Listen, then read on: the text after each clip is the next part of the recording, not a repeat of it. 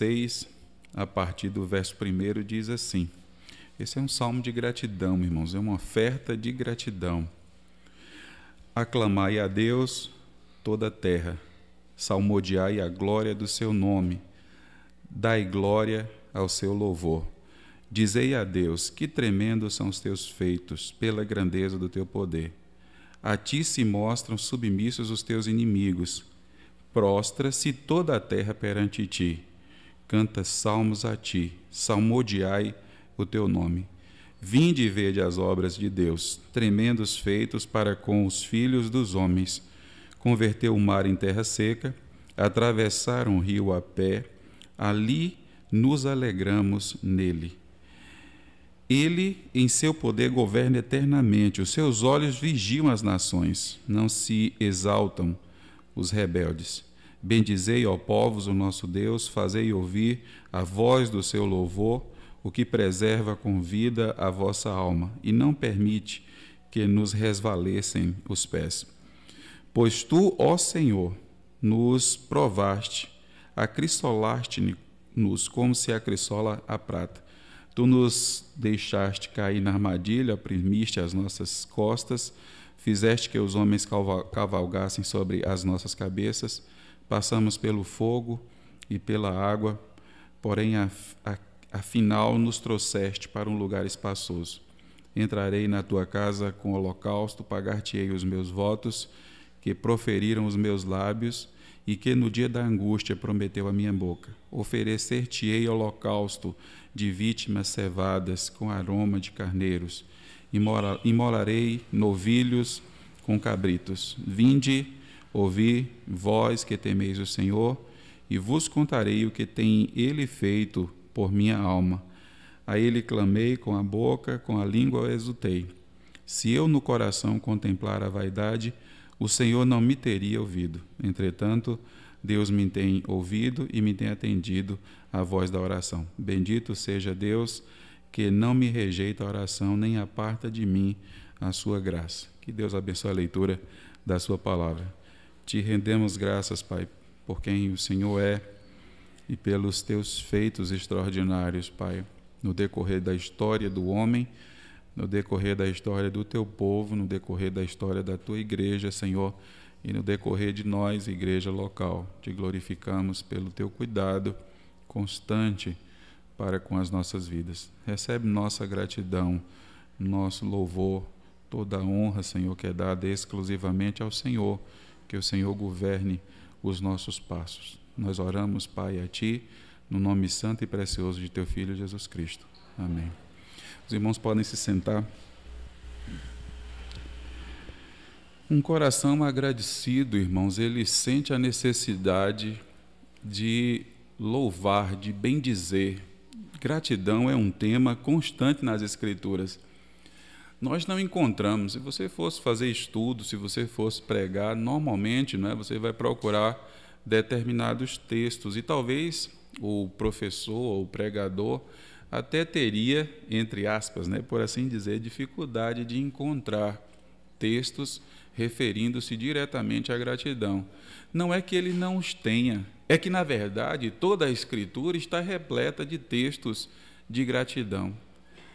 A gratidão a Deus, sempre ela é voltada ao Senhor. Os hinos de louvor, os hinos de adoração, todo o período de gratidão, ele é apresentado diante do Senhor. O texto ele abre com uma conclamação, proclamai, é uma conclamação para que Deus seja exaltado, para que Deus seja engrandecido. Nunca devemos nos esquecer disso, irmãos. Está chegando o período aí eleitoral, em nome de Jesus Cristo. Você pode ter suas preferências, mas não passa disso não. Não deposite sua esperança em homens não, até se eles fizerem alguma coisa. Deposite a sua total confiança e gratidão em Deus. E saiba de algo mais, vou dizer para você. Quando nós fazemos isso, deixamos Deus em segundo plano e pensamos que se tratar do homem fazendo alguma coisa por nós, Deus não gosta disso. Deus não gosta. Porque Deus, irmãos, a honra e a glória é devida exclusivamente a Ele, a ninguém mais. Se qualquer pessoa que for, fizer qualquer coisa que seja, está fazendo apenas porque Deus permitiu. É por isso que os escritores sagrados, eles sempre apresentam a pessoa de Deus. É Ele que faz, é Ele que realiza, é Ele que opera, e na maioria das vezes Ele opera nem por intermédio das pessoas que estão mais próximas de nós. Às vezes Ele usa pessoas ímpias, pessoas que nós nem conhecemos. Às vezes Ele usa reis ou situações adversas. Quantas pessoas têm sido beneficiadas esses dias no meio de uma situação totalmente adversa? É ou não é verdade? Isso é fruto dos acontecimentos, de tudo que veio? Sem sombra de dúvida, não. Isso é uma ação maior de Deus, é uma compaixão de Deus. Então, quando nós nos voltamos e dizemos, foi fulano, foi o partido, foi as pessoas, não, irmãos, foi Deus que fez, pela sua bendita compaixão, porque Ele governa tudo soberanamente. Então, não nos esqueçamos, nem deixamos de dar glória a quem é digno de glória, a quem é digno de louvor, a quem de fato deve ser honrado, deve ser exaltado, deve ser homenageado. Devemos prestar a nossa gratidão a esse Deus. Eu não tenho, evidentemente, o tempo de destacar todos os detalhes desse texto, mas ele conclama uma adoração, uma gratidão coletiva por quem Deus é, do verso 1 até o verso de número 12. Ele ressalta a pessoa de Deus em todos os seus atos e em quem Ele é. Dizei a Deus que tremendos são os teus feitos, pela grandeza do teu poder, a ti se mostram submissos os teus inimigos. Os homens tentam se levantar, imaginando coisas vis contra a pessoa de Deus, e Deus é soberano, Ele vence. Ele tem vencido, irmãos, e Ele continuará vencendo, porque o nosso Deus é vencedor. Ele é o único digno e merecedor de toda a gratidão, de toda a exaltação. No verso 5, quando ele inicia outro parágrafo, vinde e vede as obras de Deus, tremendos feitos para com os filhos dos homens na terra. E depois ele vai dizer de alguns eventos difíceis que aconteceram a partir daqui. Se defrontaram, encontraram-se defronte o mar, Deus abriu o mar. Se os inimigos se levantaram, se foram presos, Deus esteve o tempo todo conduzindo todos os feitos. Então, qual é o motivo? O que o escritor sagrado está mostrando através desse cântico de louvor a Deus? É que em meio à adversidade, Deus está sempre suprindo tudo quanto nós necessitamos.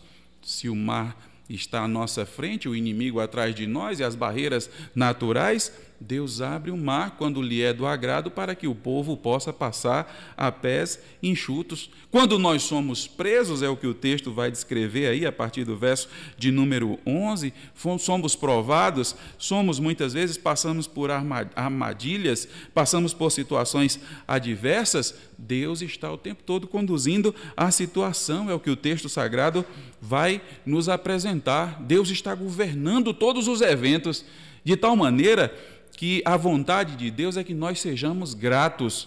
Deve haver em nós um coração agradecido, em nome de Jesus Cristo. Eu tenho observado as vidas, as famílias, os negócios dos irmãos, a maneira como Deus tem suprido, a maneira como Deus tem acrescentado. É ou não é verdade? Em meio à pandemia, em meio a todo o caos proclamado, veja o que Deus tem feito em nossas vidas. Dá para se glorificar a homens, ser esperança em homens? Não, porque tudo vem de Deus, vem da parte de Deus, é o Senhor quem tem feito.